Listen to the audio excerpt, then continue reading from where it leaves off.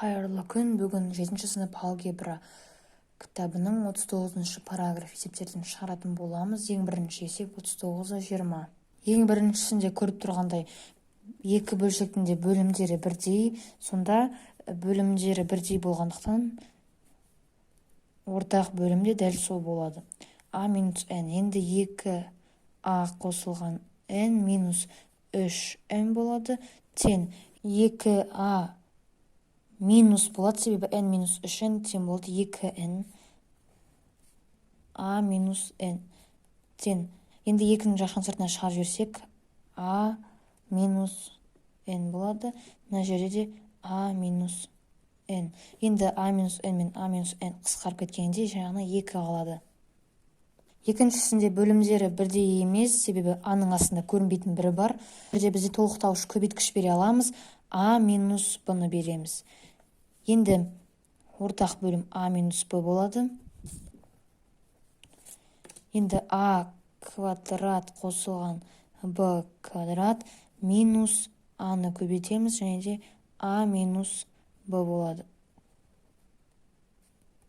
a квадрат қосылған b квадрат минус a-ны a-ға көбейткен кезде минус a квадрат шығады, минус a-ны минус b-ға көбейткен кезде плюс ab болады. a минус b болады. Енді қысқаратын сандарды қарайық. a квадрат пен минус a квадрат. Жауабы бізде b квадрат қосылған ab бөлімінде a минус b болады. Үшіншісінде m минус n-нің астында көрінбейтін бір бар деп елестетсек, сонда бұл жерде бізде ортақ бөлім m плюс n болады. Сосын ортақ бөлім m плюс n. m минус n-ді m плюс n-ға көбейтеміз.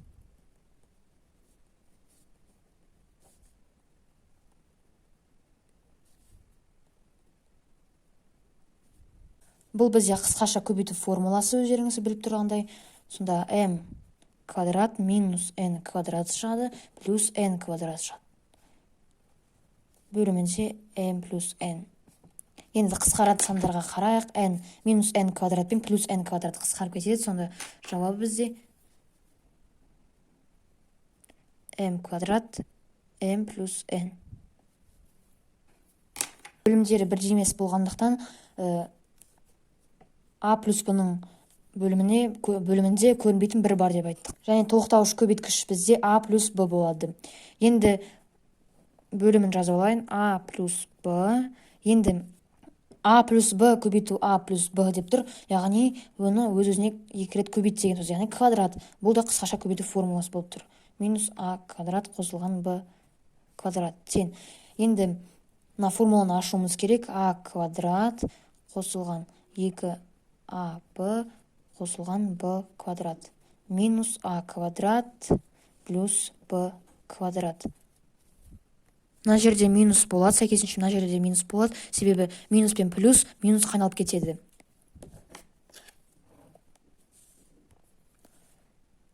a плюс b тен. Енді қысқаратын сандар a квадрат пен минус a квадрат, b квадрат пен минус b квадрат. Сонда 2ab бөлімінде a плюс b қалды. Бесіншісінде бұл жерде 3-тің астында 1 бар, x-тің астында 1 бар. Сол себепті біз x минус 3 деп жазып алсақ та болады. Астында 1-ді жазамыз. Минус 9 x минус 3 дейміз. Енді мына жерге ортақ бөлім береміз. Сонда x минус 3-ті береміз. Сонда ортақ бөлім x минус 3 болады. Және де x минус 3-ті x минус 3-ке көбейту керек деген сөз. Яғни x минус 3-тің квадратын деп жазсақ болады. Минус 9 дейміз. Тен. Енді мына формуланы қысқаша көбейту формуласын ашамыз. x квадрат минус 6x плюс 3-тің квадраты бізде 9 минус 9 мына жерде. x минус 3. Сонда 9 бен минус 9 қысқарып кетеді. Сонда жауабы x квадрат минус 6x бөлімінде x минус 3 болады. алтыншы есептің берілгенін көшіріп жатқан кезде сіздер каналға подписаться етіп лайк басып өздеріңіздің пікірлеріңізді жазып кетіңіздер, және де түсінбей жатқан жерлеріңіз болса міндетті толығымен сұрақтарыңызды жазып кетіңіздер. Сонда мына жерде бірдің астында бір бар десек, а квадраттың астында бір бар. Енді бұларды бір жерге жинастырайық. А квадрат қосылған 1 бөлімінде 1 деп жазамыз.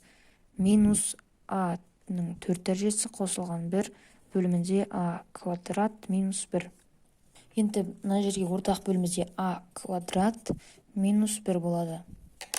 А квадрат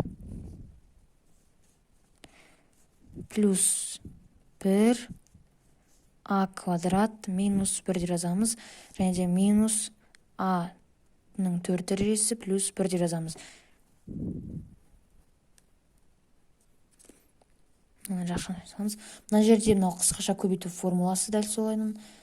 Енді а квадрат минус 1 жазайық. Енді қысқаша көбейту формуласын орындайық. Ашамыз. Сонда а квадраттың квадраты бізде а-ның 4 дәрежесі, 1-дің квадраты 1 болады, минус 1 болады. Минус а 4 плюс 1 деп жазамыз. А квадрат минус 1. Енді қысқаратын сандарды қарайық. Бұл жерде а-ның 4 дәрежесі мен минус а-ның 4 дәрежесі қысқарады. Сонда минус 1 қосылған 1 бізде. Мына жерде минус болашақ жазып кеттім, себебі жашаның алдында минус тұр. Яғни минус пен плюс қайналып кетеді. Енді минус 1 болған кезде минус 2 болады. А квадрат минус 1 болады. Келесі жетіншісінде бізде мына жерде бөлімінде көрінбейтін 1 бар. Яғни мына жерге біз толықтауыш көбейткіш бере салайық сразу. 2m минус 2n болады. 2m минус 2n жазамын. Сонда 2m плюс 2n жақшаның ішіне жазайын. Және де 2m минус 2n жақша болады. Және де плюс 4n квадрат. Енді 2m мен 2mді көбейткен кезде 4m квадрат шығады. 2n-ның квадраты 4n квадрат. Және де плюс 4n квадрат. Сонда қысқарады бізде минус 4n квадрат және де плюс 4n квадрат. Енді 2m минус 2n болады. Енді бұл жерде бізде екілерді жақшаның сыртына шығаруға болады. 2 және де 2m квадрат. Мына жерде 2n жазамыз, және де m минус 2m минус n жазамыз. Енді бұл жерде бізде 2 мен 2 қысқарып кетеді. Сонда жауабы 2m квадрат бөлімінде m минус n болады. Сегізіншісінде мына жерде көрінбейтін 1 бар деп елестетеміз. Сонда толықтауыш көбейткіш беретін болсақ 2a қосылған n-ді береміз. Енді 2a плюс n, және де бұл бізде ортақ бөлім.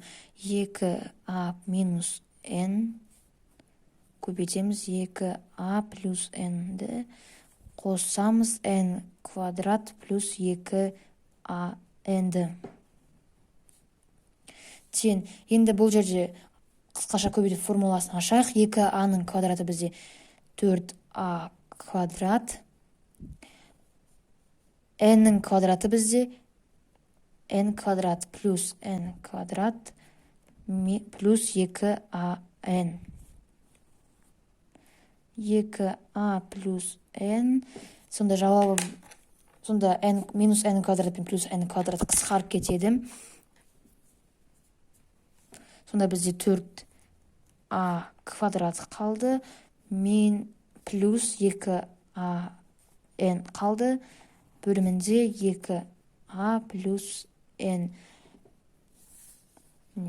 Енді бұл жерде бізде 2a-ны жақшаның сыртынан шығарып жіберсек, 2a. Сонда 2a плюс n болады. Мына жерде бөлімінде 2a плюс n. Енді қысқаратын сандар бізде 2а плюс n және 2а плюс n. Сонда жауап бізде 2а болды. 39-да 20-шы есепте сұрақтарыңыз болса, комментарияға жазып кетіңіздер. Міндетті түрде жауап беруге тырысамын. Келесі есеп 19-да 21-ші есеп. Бұл жерде өрнектерді ықшамдаңдар деген. Шығармас бұрын мен сіздерге осы қысқаша көбейту формулаларды жазып көрсеткім келіп тұр. Бұл а куб минус б кубтың формуласы және а куб плюс б кубтың формуласы. Кітаптың 202-ші бетіндегі формулалар. Яғни бұл формулалар осы есептің шығаруында келеді.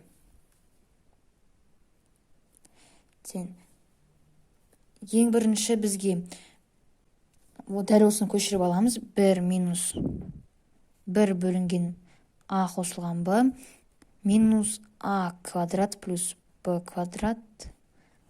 Және де мына жерде а куб плюс б кубтың ашамыз осы формула арқылы. А қосылған б а квадрат минус аб плюс б квадрат. Енді мына жерге бізде толықтауыш көбейткіш беруіміз керек. Сонда бізде а квадрат, мына жерде а квадрат минус аб қосылған б квадрат береміз. Сонда мына жерде ортақ бөлім бізде а қосылған б а квадрат минус аб плюс б квадрат.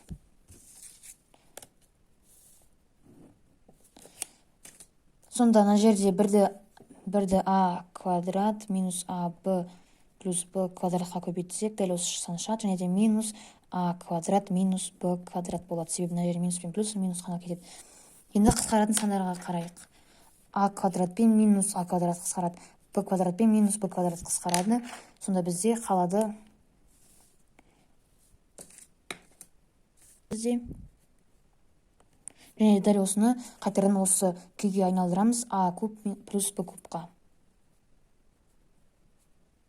Осыдан шығады.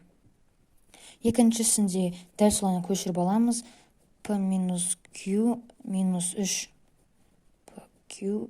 Мынаны дәл ашамыз. Бірақ мына жерде мына формуланы қолданамыз. Мына жерде P минус Q ашамның ішінде P-ның квадраты плюс PQ плюс Q-дің квадраты. Міне мынаны қолданамыз. Енді мына жерде дәл солайынан ортақ. Енді мына жерде толықтауыш көбейткіш береміз. Дәл солайынан P минус Q деген жазып алайық. P квадрат плюс PQ плюс Q квадрат. Енді мынаған ортақ бөлім бізде жетіспейтін. P минус Q міне тұр мына жерде. Енді мына жетіспейтін бұл жерде. P квадрат қосылған PQ қосылған Q квадрат. Енді үстіне жазайық. P квадрат қосылған PQ қосылған Q квадрат минус 3PQ. Мына жерде PQ және де минус 3PQ тұр. Яғни оларды азайтқан кезде минус 2PQ шығады. Соны жазып алайық қазір. P квадрат минус 2PQ плюс Q квадрат.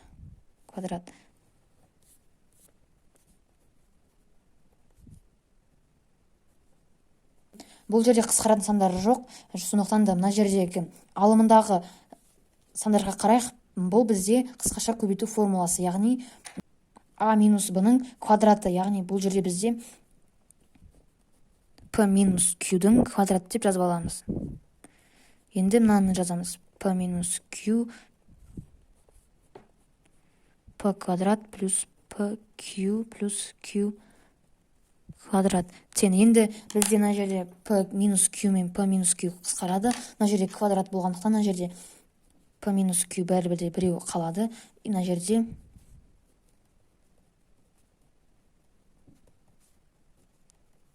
осылай болады. келесі үшіншісінде мына жерде келесі үшіншісінде 1 минус а деп көшіріп аламыз. 1 плюс а квадрат. Мына жерде а куб плюс 1, ол бізде мына формула шығып тұр. Сонда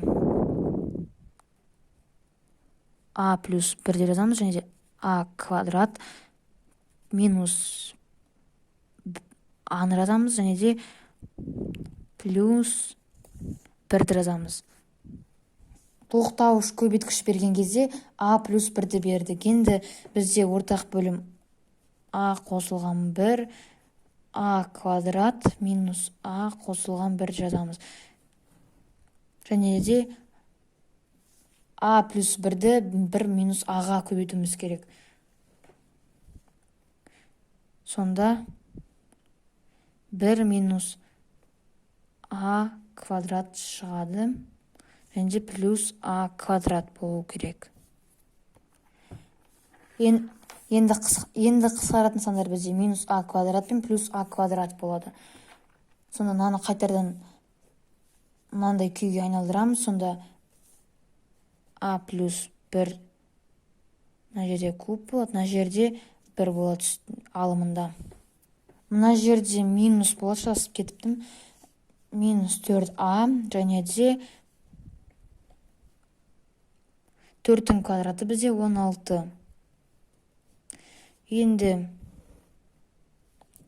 6а куб плюс 48а минус мына жерде 3а квадрат, а квадрат минус 4а плюс 16 деп жазамыз. Енді мына жерде мынау а квадрат минус 4а плюс 16 мынандай болып шығуы үшін бізге толықтауыш көбейткіш беруіміз керек. А плюс n деген 4 деген жазып кеттім. А плюс 4 мына жетіспейді мына жерге. Сонда ортақ бөлім бізде а плюс 4 а квадрат минус 4 а плюс 16. Сонда 6а куб плюс 48а минус мына жерде 3а квадратты а плюс 4-ке көбейтуіміз керек. Сонда шығады 3а куб және де 12 плюс 12а квадрат шығады. Себебі біз осылайынан көбейтеміз. Мына карандашпен көрсете салайын. А плюс 4 деп көбейтеміз. Яғни 3а квадратты аға көбейтуіміз керек жеке. Және де 3а квадратты 4-ке көбейтуіміз керек жеке. Сонда 6а куб минус 3а куб бізде 3а куб болады. Плюс 48а плюс 12а квадрат. Бөлімінде дәл солай көшіріп аламыз. А плюс 4 а квадрат минус 4а плюс 16 тең. Енді бұл жерде бізде алымында бізде 3-ті жақшаның сыртына шығаруға болады. 3аны жақшаның сыртына шығарайық. 3а, сонда мына жерде а квадрат болу керек, плюс 16 болу керек, плюс мына жерде 4а болу керек. Енді бөлімінде дәл солай көшіріп аламыз. А плюс 4 а квадрат минус 4а плюс 16.